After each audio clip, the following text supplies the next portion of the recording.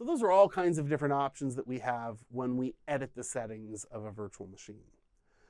I want you to note a couple of things about removing virtual machines. We talked about the necessity to remove virtual machines if we want to take a data store out of operation, for example, or if we're simply done with a VM and we want to delete it to save capacity. There are two different ways to remove virtual machines. The first one simply has you removing a virtual machine from inventory. That deregisters the virtual machine with the ESXi host that it's currently registered on and removes it from vCenter's inventory and the database. It does not, however, touch the virtual machine files on the data store. Those files will be left intact. If you want to re-register that virtual machine, simply browse the data store's files, find the VMX file, right-click on it, and select Add to Inventory.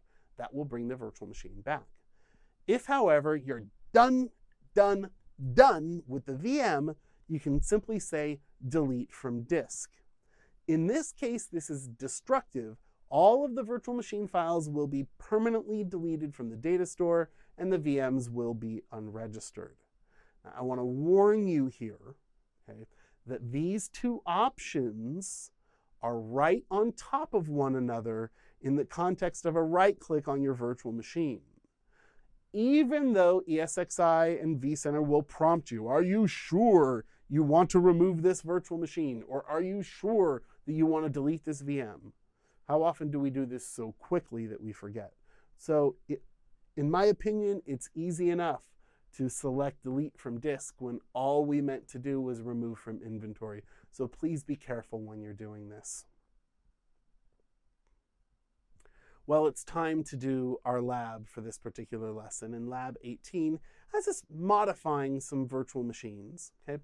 We're going to adjust the memory allocation of a VM. We're going to add some RAM to a VM. We're going to increase the size of a VMDK file, and we're going to rename the virtual machine in vCenter's inventory. Okay? Later on, when we do storage vMotion, we'll see that the storage vMotion renames the files on the data store. Well, I hope you've enjoyed this particular lesson, okay, where we've looked at all of the different settings that we have on a virtual machine and all of the different ways that we can modify a virtual machine once it's rolled into production already. Okay? When we come back, we'll begin our discussion of migration and vMotion and storage vMotion. We look forward to seeing you in a few minutes. Take care.